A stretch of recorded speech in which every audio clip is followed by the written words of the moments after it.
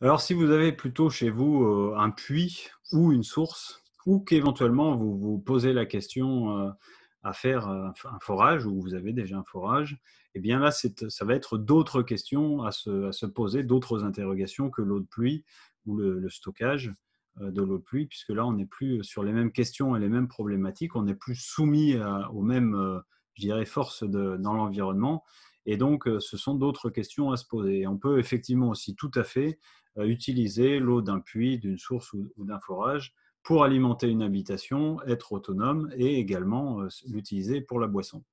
Pour autant, dans ces cadres-là, eh bien, il y a quelques questions à se poser, comme notamment en premier lieu et principalement l'environnement dans lequel se trouve ce puits ou ce forage. Alors, qui dit en général puits dit souvent qu'on a affaire à un forage qui est, enfin un forage puisque c'est à l'intérieur du sol, qui est peu profond. Puisque souvent, hein, les puits, ça va être de l'ordre de quelques mètres à quelques dizaines de mètres. Hein. En général, quand on arrive à 20, 25 mètres pour un puits, on va rarement au-delà de ça. Donc, souvent, pas tout le temps, mais souvent, eh bien, on capte des nappes phréatiques à ces niveaux-là. Des fois, ça peut être aussi des courants d'eau, ce qu'on appelle des veines d'eau ou des rivières souterraines ou autres. Mais voilà, en général, quand on est peu profond, c'est fréquemment, ce sont des nappes phréatiques, ce qui implique différentes choses derrière. D'ailleurs, je vous invite à regarder la section sur la recherche de l'eau hein, à travers les sourciers, aussi pour comprendre, pourquoi pas, si vous en avez un ou si vous avez l'idée de faire un forage, pour comprendre comment ça se passe, hein, comment fonctionne la pratique de la sourcellerie, du sourcier, et qu'est-ce qui est intéressant de connaître dans cette thématique-là. Donc ça, c'est dans la partie vitalisation, l'eau vitalisée. Donc, en général, hein, quand on est peu profond, eh bien, évidemment, par voie de conséquence, on est aussi plus sujet à ce qu'on va avoir dans l'environnement. C'est-à-dire que la première question à se poser, c'est ce que autour de chez moi, j'ai des champs de culture. Qui plus est, si c'est une culture de maïs ou de tournesol ou de la viticulture, eh bien, il se trouve que là, et qui ne sont pas en bio évidemment, l'utilisation des produits pesticides, hein, donc que ce soit insecticides, fongicides, herbicides, eh bien, est une réalité et que donc du coup en fonction des quantités et des périodes, eh bien ça va fluctuer parce qu'évidemment dans les périodes d'épandage et surtout s'il pleut après un épandage, eh bien on a des quantités d'infiltration au niveau du sol qui sont beaucoup plus importantes et donc la présence de ces molécules-là en quantité plus importante à ce moment-là dans la ressource, donc dans la nappe phréatique si c'est une nappe phréatique. Ça peut être pareil pour des courants d'eau, mais quand on est par exemple sur un forage, en général, on va selon les cas, hein, mais descendre, ou en tout cas c'est potentiellement on descend plus profond avec un forage qui va être de diamètre inférieur, évidemment. Un puits, en général, c'est des buses qui peuvent faire 81 mètres de diamètre, alors qu'une buse de forage, ça va être 100 millimètres, hein, donc 10 centimètres. Et là, on va descendre à 30, 40, 50, 60, 80 mètres. Hein. Ça va dépendre en fait de là où se trouve la ressource, si c'est une nappe ou les courants d'eau. Et donc, évidemment, quand on est dans des profondeurs comme celle-ci plus importantes, eh bien, on est quand même moins sujet, aussi selon le type de matériaux, je dirais, d'environnement géologique qu'on a, hein, qui va être plus ou moins poreux. Évidemment, si on est dans un environnement qui est plutôt sableux, bah, ça atteint beaucoup plus rapidement les couches inférieures. Si c'est des environnements, par exemple, pas de calcaire, mais de granit ou je cherche de glaise, hein, là on est plus compact et donc moins plus étanche et donc l'eau évidemment va moins s'infiltrer dans ces zones-là. Donc il y a aussi ces paramètres-là qui sont dépendants et qu'il faut essayer de connaître et d'observer.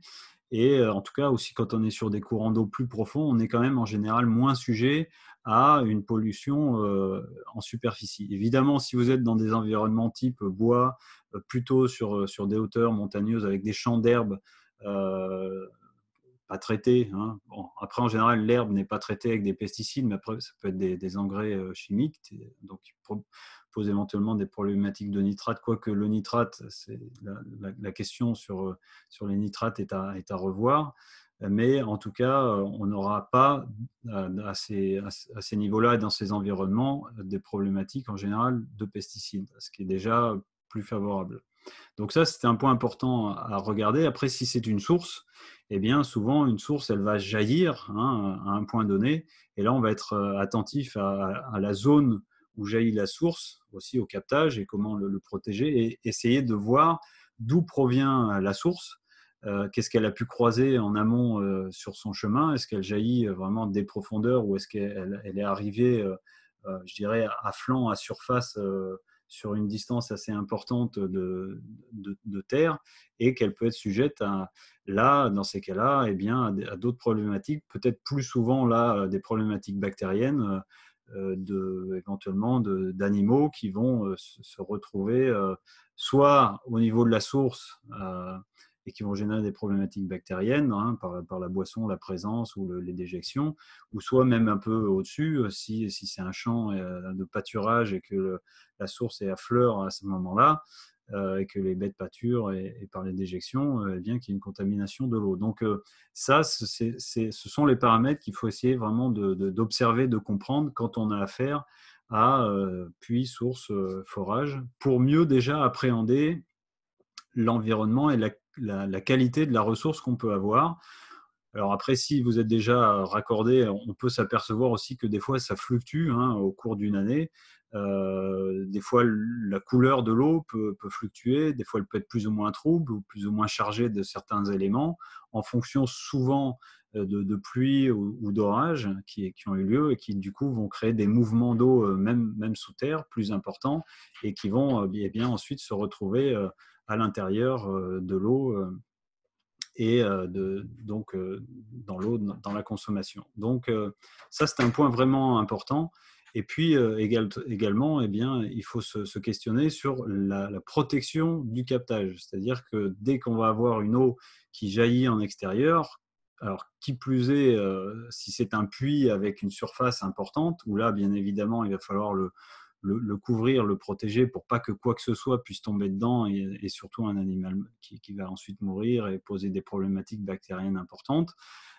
Mais même une source, on va essayer de faire en sorte, à l'endroit où en tout cas on capte l'eau, soit de capter en amont de là où elle jaillit, au niveau elle sort de terre, ou soit sur la zone du captage à ce moment-là où elle jaillit, si c'est à cet endroit-là que l'eau est captée, de pouvoir préserver cet endroit-là de l'environnement extérieur. Parce que sinon, ça peut derrière engendrer d'autres problématiques, principalement bactériennes.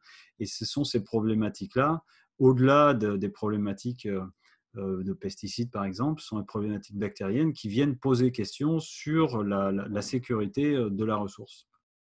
Donc, ensuite, le principe est un peu le même qu'au niveau de l'eau de pluie. Une fois que la ressource est captée, on va, avec la pompe, l'amener au niveau de l'habitation ou du local technique dans ce qu'on appelle un ballon tampon à surpresseur. On sera passé au préalable par un système de préfiltration avec une grille assez grosse, 90 microns, qu'on va pouvoir nettoyer manuellement ou automatiquement. Ensuite, le ballon surpresseur tampon qui, lui, va avoir le rôle d'éviter que la pompe se déclenche trop souvent à chaque fois qu'on tire de l'eau dans l'habitation. Donc, la pompe se déclenche, elle remplit le ballon. Quand il est plein, il se vide petit à petit en fonction de la demande.